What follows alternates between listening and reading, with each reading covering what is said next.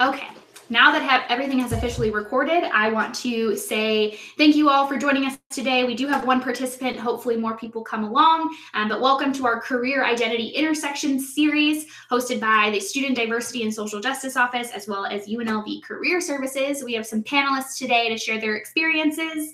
We have some prompted questions, but before we begin, I want to talk about some virtual communal agreements to get us going. So first thing is go ahead and mute your microphone in terms of our participants. We don't want any feedback or any stuff from your end. So just go ahead and mute those microphones now. If you want to turn your captions on, you can scroll down at the bottom of the screen, click the closed captioning button, and that will allow you to pick up any of the voices from those that are speaking, and you can see it in a closed caption format. You as participants may keep your video on and off, but our presenters will be using both audio and video. Some will be audio only, and that's quite all right. Please ask your questions via the chat so everyone can see them. There is a Q&A portion at the end of our presentation today. And lastly, we will be recording this presentation and sharing it on our website. So we'll put it on our Career Services YouTube channel, and you will be able to view this, and your friends and family will view this later as well. So I'm going to be your moderator today, so let's go ahead and skip that slide. My name is Cassie Moore. I will be a fly on the wall today, and I'll just interject every once in a while to make sure that we're on track. But I work in the UNLV Career Services office, and without further ado, we're going to go ahead and introduce our panelists. Beginning with Mike, go ahead and answer the questions. Where do you work? What is your role? Mike is not here. Let's start with Stephen. And what does your day-to-day look like? Stephen, go ahead and kick us off today. Sure. I'm Steve Flack. I work at Clark County School District. I'm actually the director of recruiting for the entire school district.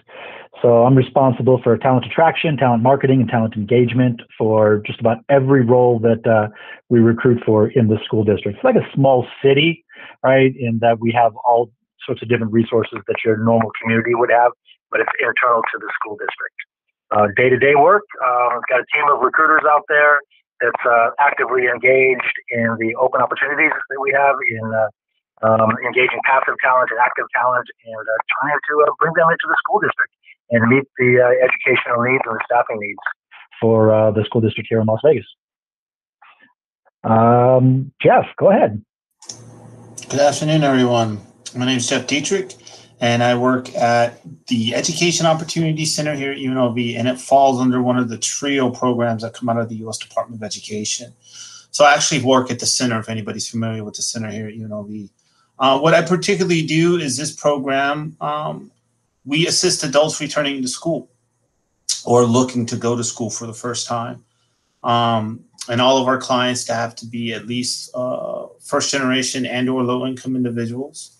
So my role as an academic coordinator is I just do outreach into the community to pull in participants to our program. My specific areas that I work in are veterans and incarcerated. So I spend a lot of time out in the community at veteran events, but then I also spend quite a few events at Clark County Detention Center, Southern High Desert in the past, and a few of the halfway houses. So when individuals are coming out of incarceration, part of their requirements at times could be pursuing their education. So that's what we do. My day-to-day looks like sitting with clients, helping them out with their educational needs and its basic needs, financial aid, application process, helping them find a program that fits their particular education goals. So that's what I do in a nutshell, and I shall pass it off to Ms. Rocha. Thank you, Jeff. Hi, my name is Linda Roach. I work with AAA Insurance, or known as CSA Insurance Group. I work in the physical damage department. However, we are transitioning to including all the adjusters to also take over that role. So basically on a day-to-day basis, what I do is anytime there is an accident, we get these cases and we do any liability investigation to determine who was at fault for the accident and handle the damages to the vehicles that were involved. I'm also the president for the Military Appreciation Group within the company. That is an employee resource group that tries to represent our military employees. And we also reach out to the community here in Las Vegas by doing a lot of community service. And Celia. Hi, everyone. My name is Celia Croft, and I am with BMC. We are in the construction industry. My role with the organization is I lead all of the military programs and hiring for the organization for all of our locations throughout the continental U.S., which covers 18 states and about 150 locations. As far as what my day-to-day looks like, I do a lot of outreach to various military installations, a lot of the SVA chapters throughout the country at various universities.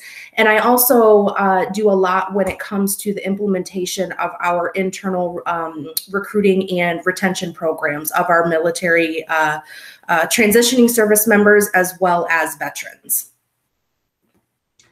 Wonderful. Thank you all for your introductions, and I'll actually take this opportunity to introduce Ross Bryant, who will actually take over the moderating for today. So Ross, I'm going to go ahead and transition to the next slide, in which you are welcome to, of course, introduce yourself and then prompt our panelists for the next set of questions. You ready to go? You're muted, so just press the unmute button. Sorry about that. Welcome, everybody. So my name is Ross Bryant. I'm retired Army. For the last 8 years, we've been building and tweaking and running a veterans center that's nationally recognized at UNLV. We serve over 1,800 vets, active duty, reservists, National Guard, and about 350 of those are military family members. Over the years, we've hosted Student Veterans of America. We've also hosted different research projects. I see some of the people on the call, like Frankie Perez and others, who have been part of those things. And obviously, Jeff was a former Rebel vet president. We've also hosted career fairs for veterans before the COVID-19, where we would host 100 employers working with Senator Reid and Senator Cortez Masto and others to bring in employers from around the country, not just locally here in Nevada, to help veterans transition to getting their next job and their next transition.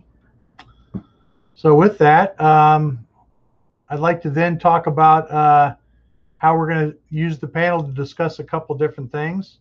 We'd like to ask the panelists to talk about their own experiences as far as their own transition. So like your military background and then how you got to the job you've gotten now. So I guess I don't have the slides as far as the standing, but I'll start with Stephen. I'll start with you, I guess. Yeah, sounds great. I appreciate it. Thanks, Ross. And we've met before, Ross and Jeff, right? I was at MGM Resorts before I came over here. Oh yeah, and I didn't have a beard. Familiar. Okay. So military background, I am a retired Marine, 27 years in the Marines, Master Gunnery Sergeant, E9, for those of you who don't know the Marine vernacular there. You know, I spent 20 years of my career in the Marines on recruiting duty. So I tell people I'm not that type of Marine. And it really set me up for success to where I'm at right now, or at least on my way to success, and you know, certainly doing something that I enjoy doing. While I was in the Marines, I transitioned. I was the operations chief for all of recruiting for the Marine Corps. So I had about 4,000 recruiters that I oversaw, and went to MGM Resorts and oversaw 4. So I took a little bit of a step back to be able to take a step forward. Spent about 3 years at MGM Resorts, which was a great experience for me. Gained some credibility there, great community contacts like yourselves. And then I'm over at Clark County School District now, overseeing their entire recruiting process, which is certainly something a little bit more challenging and a lot more rewarding there. And when I was at MGM, I oversaw veterans recruitment, things of that nature, and that's where we met. So yeah, always eager to help out veterans and help them transition. And I work with quite a few different veterans mentoring groups, things of that nature. My career path has been great so far. You know, got to stay humble, right? You know, again, as you transition, it was made it a lot easier for me to understand that I had to take a step back to take a step forward. So my career path is exactly where I'd like it to be right now. I mean, we'd all like to be the president of a company, but I know that's not realistic as we transition. But 4 years out of service now, and I'm happy with where I'm at, absolutely. So, Jeff. Thank you, sir. I appreciate that. I thought you looked familiar, man. I couldn't put your face to where I met you, but now it makes sense. So good stuff. So my military background is I did 12 years in the Army as a medic. I was just a sergeant. And after I was in Iraq and Afghanistan, it was just, it was time for me to go. So I transitioned out. And at the time I was in Savannah, Georgia, because my wife had been medically retired. And so I started going to a small state school there. When I got out, I had no idea what I was going to do. I just knew I had a GI Bill and I was going to go to school. And even going to school, I'm like, well, I was a medic, so I'll just do like be a doc or something, be a PA. But I was unhappy that year after I got out, and that first year it was a challenge. It was a challenge. So we decided to come back to Vegas. I was living in Vegas before I joined the Army. My father retired out of here. He did 23 years in the Army. So that's how we wound up back in Vegas. So I started going to UNLV, and then I was doing pre-med, and I'm like, well, I don't want to do medicine anymore. I was just miserable. So I dropped that, tried nursing. I'm like, no, I just really figured out that I didn't want to do medicine anymore. As much as I enjoyed it when I was in the Army, that's something I didn't want to carry into my civilian career. So I dropped that and got my bachelor's, and now I'm going into my final semester on my master's. As far as how my military background played into all this, and it was the discipline I learned, and the structure, and some of the self-confidence, right? Because, some of us, when we go in, our self-confidence isn't exactly there. Then you get into the military and they break you down, build you back up. And you're like, oh, this is not as bad as I thought it was. And in that time, I had a bunch of different experiences at UNLV that helped kind of with my career. And so where I'm at right now is as much as I enjoy what I do, I don't know if that's something I'm going to do forever, right? Because I just don't want to be an academic coordinator. I want to be a director. I want to be a leader in some type of department. So I'm kind of in flux right now with where my career is going to be going here soon. I don't know if I want to stay in higher ed. I've thought about the private sector. I don't have any experience in a private sector. Everything's been kind of public sector, if you're including the military on this. But as far as just the discipline and having the drive to complete my education, I have without a doubt that the military greatly helped out with that, because before I went into the military, I was going to go to school and I was just a knucklehead. I'm like, yeah, I don't want to do this. And I dropped out before I joined. So obviously when I got out, my priorities got realigned with the military experience. But I'm optimistic about my future. I have no doubt that there will be opportunities that presented itself, because it's been my experiences since I've been out of the military and back working and going to school, that opportunities that presented themselves multiple times. So I have no doubt that there'll be something that will present itself in the future. As for where I am right now, I love working at UNLV. Maybe that will transition into another position on campus somewhere else. So I'm optimistic about everything, and I'm looking forward to how it's going to turn out. So that's the excitement I have with mine. So we'll go to Ms. Rocha. Thank you, Jeff. Hi, so I am also prior Army. I did 8 years. When I was in the military, I was in the aviation field. My father is an F-18 pilot, so naturally I went that way, because prior to the military, my mom had either you go to medical school or law school, which it really wasn't my cup of tea. So I got really excited about learning about the aviation field. So I joined the Army, and I joined flight operations and learned how to set up airports and all kinds of things you can do within the aviation field in the military. Luckily, the career that I picked when I got out of the military, it was something that I was able to pursue as a civilian. By the time I got out, I had my FAA license and was able to do that as a civilian. Did that for about 10 years. At the 10-year mark, we had our son. So my husband was also active duty. He's actually a combat engineer. And it was a decision of somebody needed to kind of take a little step back, since we had a child now, with him being gone all the time. And being in the aviation field, what I was doing, I was traveling a lot. So it was kind of hard to have our son and continue with these careers. I took a step back. I said I was going to try to be a stay-at-home mom, but that only lasted for about a week. Then I found AAA and I said, why not? Let me apply. I have no insurance background. I don't know anything. My whole life has been aviation. That's what I know. So I took a chance, did the interview. I was surprised actually that they called me for the interview and they took a chance on me. And in these past 4 years have been amazing. I am now transitioning to the fraud department within the company. So it's been great. I think what's helped me from my military background is the ability to change directions within the company and learning new things. I think that's been very helpful towards my career path. And Celia? Perfect. Thank you. So I actually have not personally served in the military. So I am not a veteran, but I come from a long line of service members.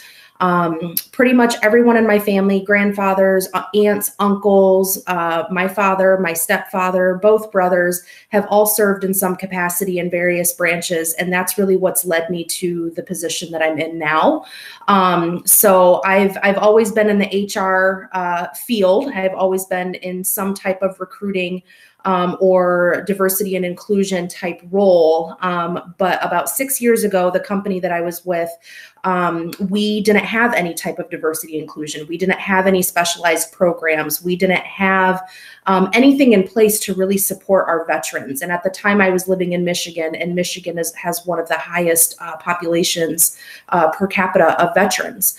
And a lot of our workforce were veterans. And I wanted to do something to help retain them into our organization. And that's really what's led me on the path that I am on in the role that I'm in. So the last 6 years or so, that's really where my focus and my dedication and passion has been building the programs and building the recruitment strategy and building those internal efforts to make sure that we are assisting individuals either that are transitioning out of the service currently or that have been out for 5, 10, 15, 20 years.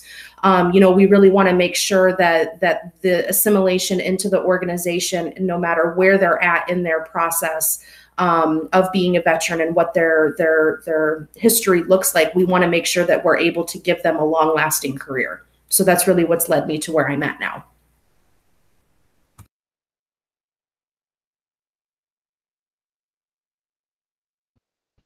So I think that's everybody from the panel. I don't think we've missed anyone, have we?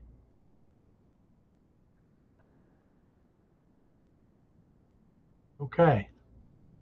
I'd like to add something too with everyone's discussion there, that there's a lot of discussion now with stuff that's recently gone on with Mr. Floyd and all of that situation and everything. And I really believe that as these challenges that America needs to face to being more inclusive, combating racism and all those things, I know everybody in the military had a different kind of career. I mean, there's no cookie cutter career for anyone. But I would also tell you that, my military experience has been that we all learned a lot of great leadership. We all grew up in a military that is as diverse, if not more diverse, than the country that we serve. And it doesn't mean it was perfect. It doesn't mean it was always inclusive. It's gotten better over the years. But I also believe that everyone that went through that, even if they had some challenging experiences, it is an opportunity that I think veterans who get their education and go on to transition to their careers, everyone talking about higher level positions, we still have a huge population, myself included, that are baby boomer generations that are going to retire, and they're going to be replaced by people who are leaders, who are inclusive, who have gotten their education, who have learned how to collaborate and work with all community partners to solve complex issues. I think the future is going to be bright in the sense that I think veterans are going to have a place at the table to sort of lead by example, take care of people, and do their best. And I'm not saying everything has always been perfect. I think there's a great opportunity on the horizon. I'm proud of everyone's story and what all these companies are trying to do. So with that, I'd like to now start with talking about the different kinds of employers you're working for in your transition, and then how do you navigate workplace politics. And I guess we'll start with you, Steve. Awesome. Thank you, Ross. So I'll talk a bit about both the employers that I worked for, since I'm recently at CCSD for just the past few months. But as I transitioned, I went to MGM Resorts, which for those of you in Las Vegas, it's the largest employer, one of the largest employers here in town. It was a interesting environment. I'll say interesting. I'll throw that out there. Where as veterans, I would say, at least the veterans that I've run into, we look for two things in our employment, which is a sense of purpose and to feel appreciated. All right, are the two most important things to us. And MGM Resorts does a lot of great things. There was certainly a lot of appreciation there, and a great team to work with. But my time there was awesome, and I really enjoyed it. However, I was missing a bit of that sense of purpose. Right. And that kind of led me to the school district here. I grew up here in Las Vegas. Right. I was a product of the school district. I heard a lot of challenges were going on, especially in an area that I could help with. Came over, took up the challenge, and I don't want to look back. I mean, it's just phenomenal as far as the sense of purpose that I have on a daily basis, the inclusion over there, everybody willing to, take part in whatever's going on. It's like being in the military again, almost, right? With the selflessness, which is what I would say. And it certainly resonates with me, with the people around me. So I'm certainly very fortunate and very blessed to be where I'm at. And, I would say as veterans, as you transition, make sure that until you find that sense of purpose and that appreciation, that you keep looking. Right? Don't be upset with where you're at, but never stop looking until you find that. Workplace politics. That's always interesting. There's a bit of a assimilation in any workplace that you get into. I remember my first few weeks at MGM Resorts. I sat down with one of my teammates and I had a conversation about them failing at a project. All right, I said, you failed at this task. All right, it wasn't, and I said, you do a great job. I said, you failed right here. And they started tears and things of that nature. Found myself in HR the next day being counseled about how I couldn't use the word failed in a conversation. Even though in the military, we think nothing of it. All right, it's just, hey, you failed, let's get better. All right, you didn't meet expectations, let's get better. So I had to certainly develop my conversation to be able to assimilate with the individuals that I was around and be HR appropriate. Celia, I didn't have as much experience in HR as you probably have. So being in that environment, you certainly had to adapt. And I would encourage everybody to be a lifelong learner and never feel like you know everything. So, my identity helps me show up in a positive way in that nature. And as long as I consider myself as somebody who could learn something from every interaction and every day, then I've had those positive experiences. And again, I try and keep it positive and try and continue on to the next day and always try and get better. But the military certainly set me up for all that, and I love the employer I'm with right now. I can keep on babbling here, but probably not accomplish anything beyond that. Jeff, would you jump in here? Yeah, thank you, sir. I appreciate that. My identity hasn't really impacted the type of employer I work for. I will tell you, being a veteran impacted me getting hired because they were looking to my first director here. She was retired Air Force, and she wanted a veteran in this position to do more outreach into the community to draw more veterans into the program itself. So not so much, because I'm gonna be honest with you, when I graduated, I wasn't looking just to work for a company that was friendly to veterans. That wasn't an objective at all. So I was looking for a job that I thought I might like. I found out when I was on campus, I worked in the office with Ross there as a student worker. And so my time there, I spent my time there. I found out I really enjoyed being on campus. And so, and I had met my prior director before through Ross, working on some other initiatives when I was the president of the Rebel Vets. And then she found out I was looking for a job and had an interview. And luckily I was hired because she was having a hard time trying to find somebody to fill the position that was a veteran. So it worked out. So my identity, and even I kind of struggle with that. I don't look at myself. My identity is just I'm me. I'm not just a veteran. I'm also a husband, a son, a brother, a friend. I'm still a student.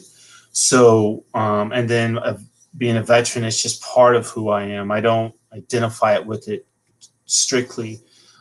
So it definitely helped me getting a job. As far as navigating the workplace politics, I'm totally going to agree with Stephen on that. As far as the language, right? So I had to adjust, like Stephen said about, hey, you guys, and that's a great point. Hey, you failed at this task. We need to do better. It happens all the time in the military. And like Stephen says, you're like, you don't even think twice about it. Yeah, I failed. I'll fix myself, Sergeant. So, so as far as that, yeah, that's been my biggest challenge, is just navigating how I speak, you know. So I have to be cognizant, like in the military, you know, just being shy of saying something you shouldn't say. It's you know, it's pretty vocal in there. So, and then as far as being a veteran, you know, it's just the stuff that carries with me that I learned when I was in the military. You know, being on time, being in the right uniform, being in the right place, being at the right time, right? It's the same thing that when you're in your civilian jobs or you're rolling over into the civilian sector, it's like, do the right thing, be at the right place, be at the right time, and be in the right uniform. And as long as you're doing those things, you know, you're showing up as you. They're like, oh yeah, he's a vet, but that's how Jeff is showing up, and that's how Ross, and that's how Steven and Celia and Linda are showing up as part of those what's the word I'm looking for? Part of those things that make you who you are, you know, veteran being one of them. So I hope I was able to answer that properly for you guys. So I'll pass this along to Miss Rocha. Thank you, Jeff. So on my end, I would say that my identity as a veteran did have a huge impact with my first employer when I first got out of the military, because of the fact that the aviation field in flight operations it's primarily male dominant. So that right there, you have, as a female, you have such a hard time trying to get in and try to get to those higher levels, supervisor or management positions because of that. It shouldn't be that way, but unfortunately, sometimes that does happen. And when I initially interviewed with the company, the HR person was like, oh, I don't know, she's a female. We're actually looking for a male. And right then I was like, wait a minute. What does that have to do with anything? I can do the job just as good as a male can, you know? So the owner, walked in, he ended up coming in to the conference room, and he started talking to me, and he asked me what my background was. So I told him, you know, I was in the Army, and he said, he's the one that I was thankful that he stood up and said, hey, why are you putting a limitation, you know? So the HR representative at the time had mentioned that, you know, it's a male dominant office. We've never had a female, so we don't want any issues. So to me, I was, you know, my first job was the military. I didn't even think of any sexual harassment or anything because I'm used to being in the field with men and cursing all the time. So I was like, okay, I don't understand, you know? So when she was like, are you okay? You think there'll be issues? And I was like, no, we're just going to get the job done, you know? So to me, I think if I wouldn't have had that military background, that would have been possibly a reason that I would have not gotten the position. So that did have an impact with my first job. When that company ended up going under, when I was looking for a new job, I had already clicked in after being there for some time. It clicked like, wait a minute, that was not right, you know? I never experienced that prior to that. So when I looked into possibly getting another job and I found AAA, I really did my research within the company to find out what are their values? What are their core values? Is it something that I can associate with? Am I going to feel appreciated? Or if it's something that's going to make me feel uncomfortable? So that's what I looked for with AAA. When I learned, you know, their core values and stuff, I figured, okay, this is a company that I would be proud to work for. So when it comes to the workplace politics, I agree with Steve and Jeff in regards to the language. You have to kind of watch how you speak to people because you get so used to when they say failure, like, okay, just like Jeff said, I'm gonna fix myself, Sergeant, no big deal, and move on. Now you really have to think about all these other factors. Am I being offensive? What's the proper language to use? So that was something that was a little bit difficult at the beginning for me, even after working with the prior company, because of the fact that it was male dominant. It was kind of a no filter place. So that was something that I struggled for a little bit, but with time you kind of learn how to navigate those type of issues. Celia, go ahead. Perfect. So I would have to agree with all of the other panelists in regards to, how they've looked for employers and what they've looked for. I would say that, for my personal identity, because I come from such a long line of veterans and service members, I personally wanted to be with an organization that showed that appreciation for the veterans, that wanted to build, a relationship with the bases, with the SVA chapters, that wanted to be involved in community events, things along those lines. So that's really why I ended up taking the position that I'm in now. I will have to agree with everyone as far as finding your purpose and having appreciation on both ends, the company appreciating you and your service and what you can bring to the table from a skill set standpoint, but also you showing appreciation back to that organization as well. It's definitely a two-way street. From a politics navigation standpoint, I would have to say, definitely knowing your audience. There are a lot of things that can be said and done in the military that you cannot necessarily say or do in the civilian world. And I have a perfect example. I hired a Marine.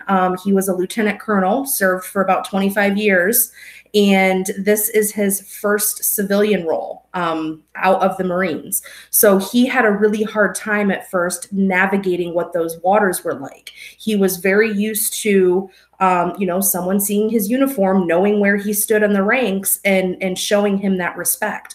Once you get into the civilian world, that uniform comes off and you look like everyone else. You don't know who the CEO is. You don't know who, the janitor is necessarily. And, so he was having a really hard time kind of navigating those waters. And eventually I told him, I said, you might have to tone it down just a little bit, as far as the brashness and things like that, but you can still get your thoughts across. You can still get your ideas across. You just need to know your audience. You need to know who it is that you're talking to.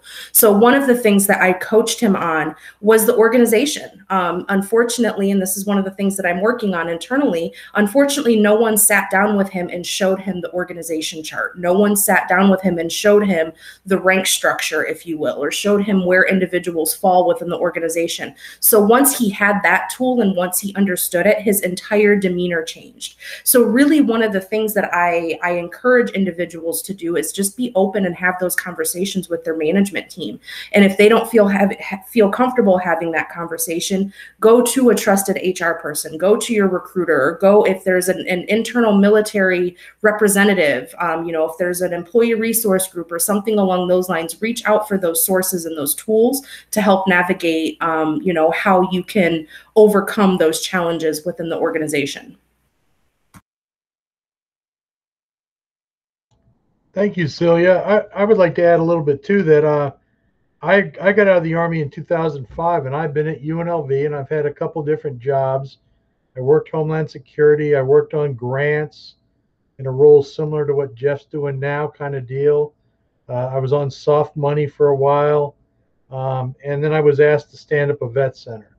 And just recently I've been, last 18 months, I've been leading two departments, the International Student Office and the Veteran Office. And when I took on the additional office because they needed assistance and we turned things around, it was interesting how people who've known me for 15 years said, Ross, I didn't know you could lead an office that wasn't veterans. It was pretty interesting.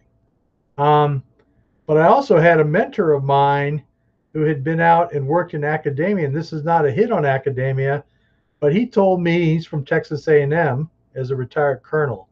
He said, your chain of command in academia or in the business world your boss is not like the colonel. And I said, what do you mean? He said, in the military, you go through a series of structured trainings from private, if you're enlisted, from private to sergeant to platoon sergeant to first sergeant to sergeant. I'm an Army guy, so I'm talking Army lingo. Same thing in the officer rank. You go from lieutenant to captain to major to a field grade to a staff guy to a command and general staff. And along that route, if you are a senior sergeant major or high ranking like Stephen was as a career person, Stephen, I'm sure you had about 5 or 6 leadership academy kind of things that you went through in your career. You didn't just wake up to be a sergeant major or a colonel. And his point was, like in academia, there are very talented folks that end up being in a leadership role like a dean, but it might be their first leadership role. So, and what it means by that is you need to take all of your experience and training and different things as a veteran, bring all that to bear in a positive way, collaborate, be kind to everyone, work with everyone, build what you're going to build. And again, you don't know who has real power in organizations. It's not like anyone's walking around with any kind of rank. So you just, it's not that you have to be on guard. You just have to be a respectful kind of person that makes stuff happen and work with people. And that's been great advice for me. We do a lot of coaching of vets in different transitions. People had different careers. Some people had, a couple of years of service. Someone had a whole career, but every transition is different. So I think this is a great conversation. So now we want to go to the next one, and I think I'll mix it up a little bit. We're going to talk about challenges and support. So how about we'll go the other way? Celia, how about we'll start with you this time? Perfect. So some of the challenges that I've experienced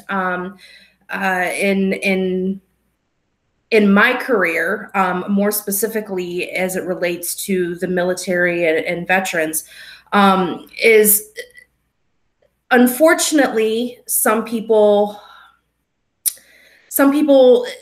feel like veterans, because of the ERGs or because of the various types of retention strategies or things like that, might feel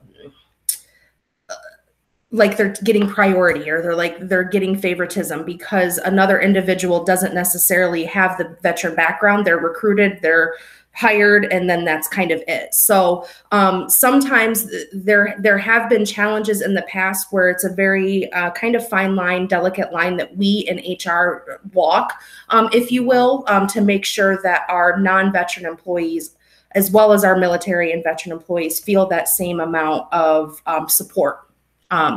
We don't want to favor one side or the other. Same with our other ERGs when it comes to diversity and inclusion. We really make sure that we do a really good job of making sure that everyone has all the tools available to them to be successful, and it's ultimately up to them on how they use them. So one of the things that we do, I've mentioned it a couple of times, that the current employer that I work for now does in supporting veterans and their identity, is we have our internal employee resource group. It's called Proud to Serve.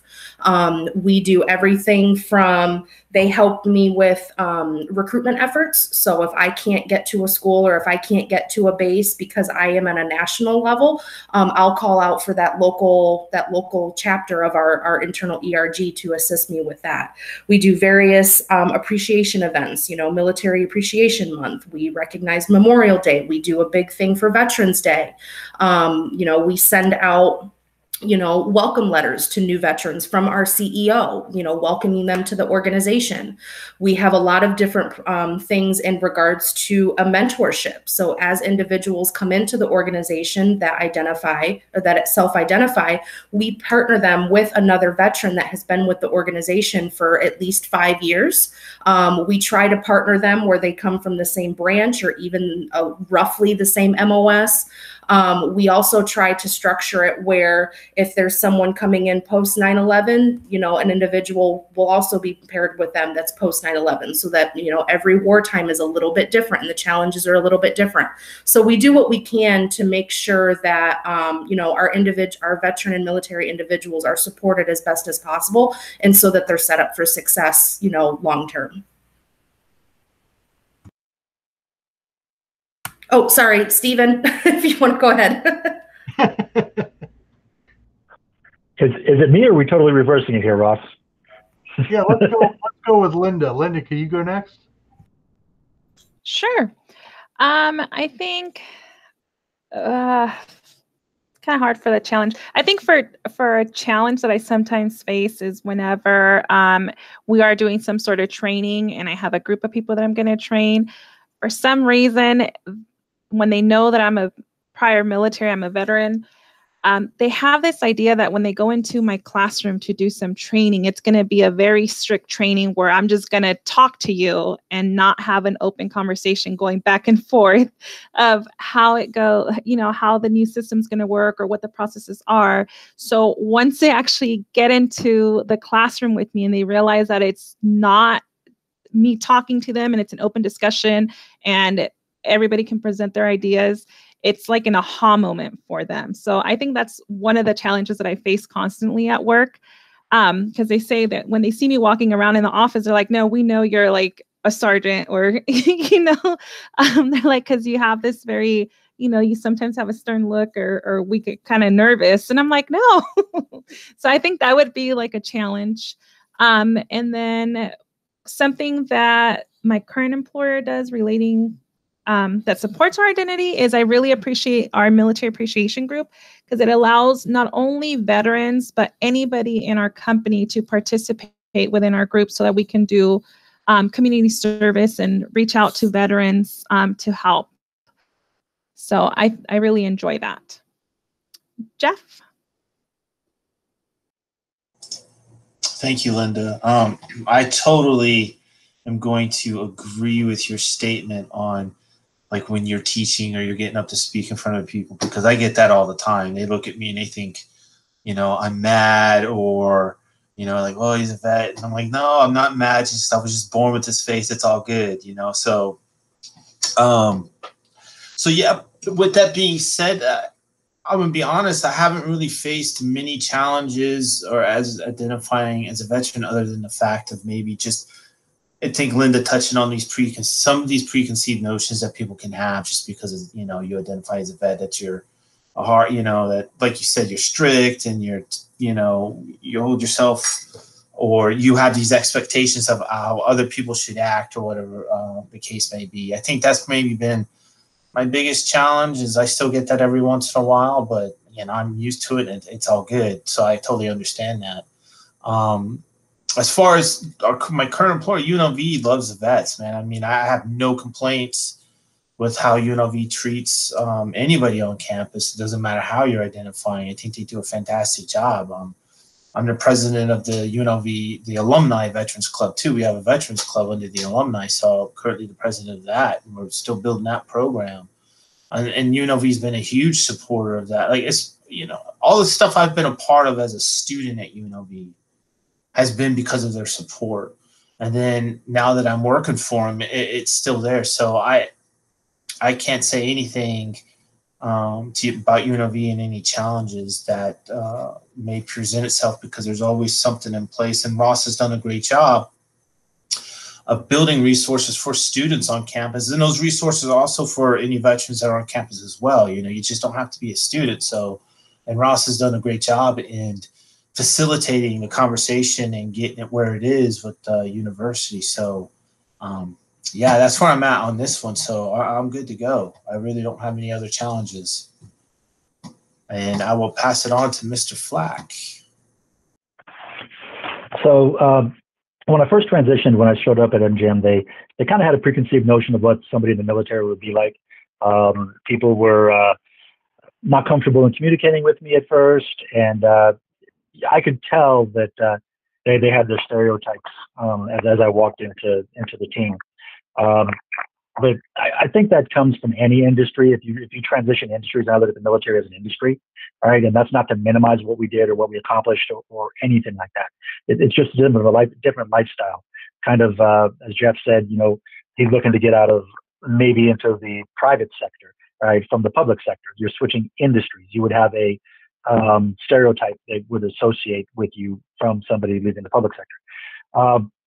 But really, how I overcame that is just by being myself. I'm weird in the fact that every day that I walked in for 3 years at MGM Resorts, I high-fived the concierge and the security guard as I walked into the building, and I did that consistently every single day. Right? Eventually, I broke down those barriers. They saw that I was somebody who was approachable. High fives are not socially acceptable nowadays. I know that. But when it was socially acceptable, I was doing it. The employee network groups, I got the ERG, we call them the ENG there. I got involved in that. I eventually got involved in being part of the leadership committee there. After about a year there, jumped in because I thought that I had a lot to offer in that. They also allowed me to pursue some community service and really focusing on the selfless nature of what we can do as veterans and what we can do for people who can influence in the community.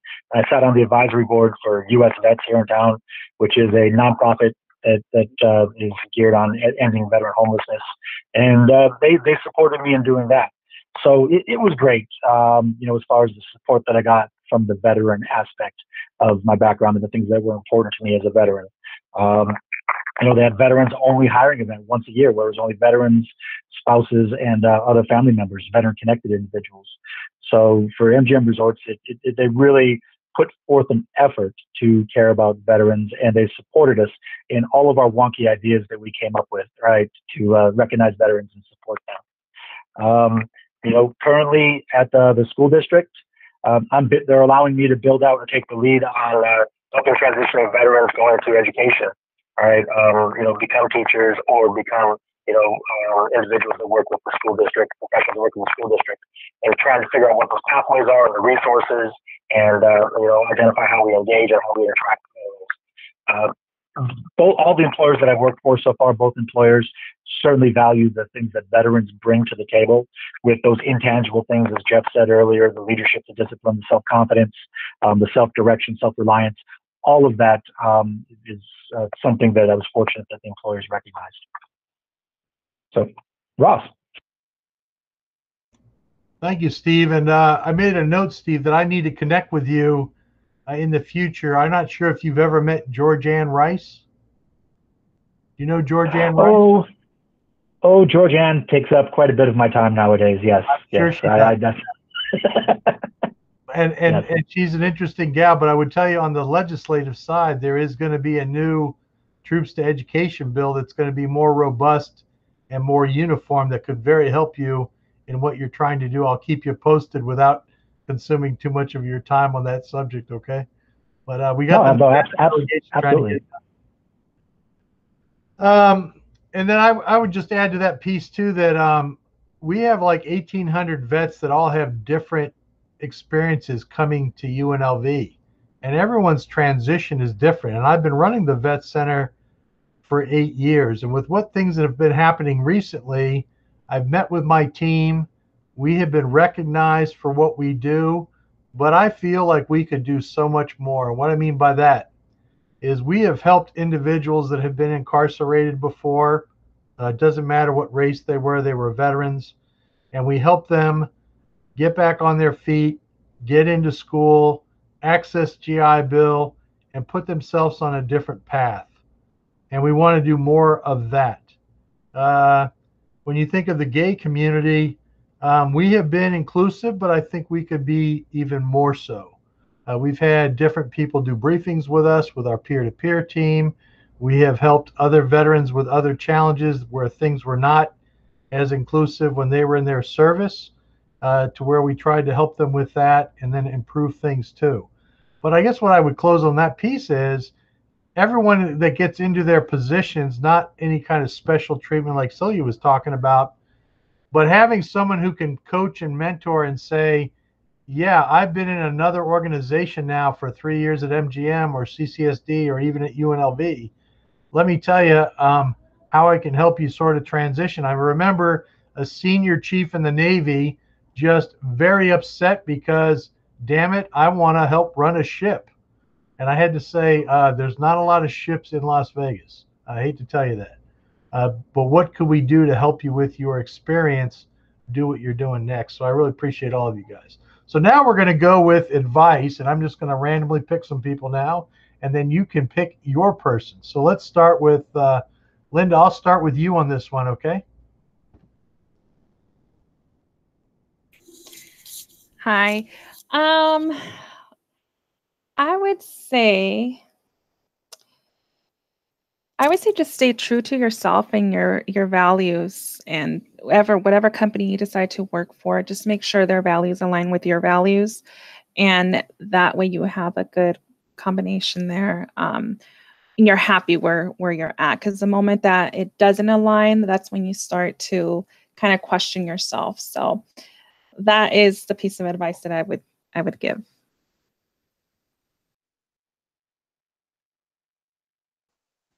Steve? It's interesting. Both you and Ross said something that really resonates with me. The values, I said that earlier. The two things that we need, which is the feeling of appreciativeness and that sense of purpose. Right, those are really important. But something that Ross also said, because I dealt with a lot of veteran hiring and I try and mentor veterans as they transition into the workplace, is you have to be realistic in your expectations as you transition. Again, I go back to myself overseeing recruiting for the military, for the Marine Corps, 4,000 people working with the joint staff, joint services, briefing at the Pentagon, and sometimes for our Congress and things like that. But I knew absolutely nothing about hospitality, right? I knew zero about hospitality as I transitioned into that. So I understood I had to take a step back. As I tell veterans as they transition, that colonel that's transitioning from whatever branch of military, and they want to come in and be a VP of a hotel, then my response to them, my counterpart to them is, I have a VP of a hotel who's really, really good at running that hotel. I'd like to have him go run your artillery section, right? I would love for him to go be the captain of your boat, right? I would love for him to go be, the squadron commander, right? Because he's great at leadership. He's proven himself. He has a couple decades of experience under his belt in leadership. And I think he would do great in firing that artillery downrange. And then a lot of times the veterans will take a step back and they'll realize what they're asking and what their expectations are, because you have to gain some credibility in the field that you're looking at. Your leadership, your experience, right? All of those things are going to transcend whatever it is that you're going to get into, but you have to get some organizational knowledge and some functional knowledge of where you're transitioning to. So that's the best piece of advice I could give you, hopefully. Jeff. Yeah, I totally agree with what Stephen and Linda were saying. When Ross had mentioned earlier about having the job fairs on campus and stuff, I used to help get those set up and everything. And we'd have some veterans come in because it was open to all veterans in the Valley, not just students. And so, you'd always hear something like, well, I did this and this, I was this rank and this rank. I want something commensurate of that in the same, in the civilian sector. And I totally agree with Steve on that. That's a great analogy. He's like, that's cool. But this guy's a great leader, so we'll switch and he go run the section and you come back. So it allows them to take a step back and actually think about that. And that relates to me because I came in as, at UNLV, I came in on the, for lack of a better term, on the bottom rung, right? I just came in as an academic counselor, so I was making a particular base salary. But I understood that and I accepted it because I realized I'm like, I'm not going to I don't expect to go right into a new organization without any prior experience. But just because I had this military experience, expecting me to become a assistant director or something. Number one, I don't have the education yet, because at UNLV, if you want to be any type of leader, you got to have a master's at a minimum. So that's one thing I have to recognize. And I also have to recognize that I'm coming into a brand new organization. I'm starting at the bottom. I need to, be realistic on my expectations going into this new position. Now, if if you have the experience, then that's a whole different other thing. But I've come across a few vets that have an expectation of, because of their education background and maybe what they did in the military, they think that's enough to relate to the same experience in the civilian sector, when they may have never worked for that organization or have never worked in that particular position. So I think that's another thing that veterans need to look at when they're making that transition into their professional careers. Like, have some, like Stephen and Linda were saying, have some realistic expectations for yourself and for that new position going in, and then use it to build on that. And that's what I'm doing here at UNLV. I'm using this as a stepping stone, regardless if I'm staying here at UNLV and getting a different position on campus as an executive director or program manager, or if I come across another position in another, with another organization, be it public or private. That was my whole intent of this, is like, I'm coming in kind of as a private at UNLV when I came in as a private in the Army. So I got to build up my rank structure, for lack of a better term, to get into those type of positions that I want. So I think that would be my biggest advice, is have high expectations for yourself, but also you need to be pragmatic and have realistic expectation as well. And then I should pass it on to Ms. Strasser. Thanks, Jeff. So I would definitely have to agree with all of the other panelists. They have some great advice from their experiences. Another thing that I'd like to add to that is networking. As you're searching and kind of navigating the career waters, whether you're transitioning now, you've already transitioned, you'll be transitioning in the future, whatever that looks like for you, network. LinkedIn, it will be one of the best tools and resources you can possibly use. And as a veteran, you get LinkedIn Premium for 1 year free. And that's usually about a $1,500 cost. So just network and leverage your network and your connections. One of the most important things that I'd have to say is doing your research on top of the networking. So, like as I'd mentioned, my brothers are both veterans. One is a Navy veteran, one is an Army veteran. And my older brother, who is a Navy veteran, he had a very rough transition, if you will. He had 2 or 3 different jobs within the first 18 or so months of his transition, because he didn't do his research on the organization. His core values didn't necessarily align to the company's values and what their missions were and things like that. So really just do your research and make sure that an organization that you select to work with really follows what they say their core values are. Ross? I'd like to highlight Jeff for a minute. So Jeff was our Rebel Vet president as a brand new student. He worked at our office, but in that networking role, he was allowed to travel with Governor Sandoval's team and Caleb Cage to all the schools across NC, meet all the other student veteran SVA leadership from the state. And when he talked about his hiring at CAEO, it was true. They were looking for a person in that position. I think they were even getting ready to close that position after a failed search. But it was the network of people that knew Jeff on campus that when his name came up, everyone was ecstatic. HR then reopened it. He had to compete for the position. So my point is, Jeff, I don't think really knew he was networking when he was networking. He was sort of serving a mission and trying to take care of fellow vets and be inclusive and accommodating and collaborative with other schools, which again, there's a lot of rivalries among schools, but there's not within SVA. And I was just very proud of all of that. We've had so many of those stories at UNLV. And even myself, I got out and I was in charge of Homeland Security PowerPoints for FBI, Metro Police, and everything else when I got out to work for the Institute when I retired from the Army. And I turned down Lieutenant Colonel to take that position. I don't regret it, but I literally went from a commander of Army ROTC on the colonel's list to you're in charge of PowerPoints, Ross, for the sheriff. It was an interesting kind of deal, So I'm just proud of everybody. So I guess that the next slide, I guess, Cassie, is what's the next slide? What do we have? Is that it, or do we open it up to people? So I know we have some folks that are on the that are basically taking the course and listening to the panel. Do we have any questions from anyone? Yep, now is a good time to ask any questions, and then we'll go ahead and wrap up in the next few minutes just to be conscious of time. It is 3:30, but if any of our participants today have any questions, go ahead and drop them in the chat. While they do that, panelists, if you'd like to drop your contact information in the chat now, you're welcome to, whether it's your LinkedIn or your email or however you would like any of our participants to contact you. Just to remind you, this will of course be posted on the Career Services YouTube channel, which is listed on the screen right now. So if you want to refer back to it, if you want to share it on any of your social medias, you're welcome to do that. And we do really appreciate your time. We'll stay here for a few more minutes in case we get any questions, but I'll go ahead and stop the recording in just a moment.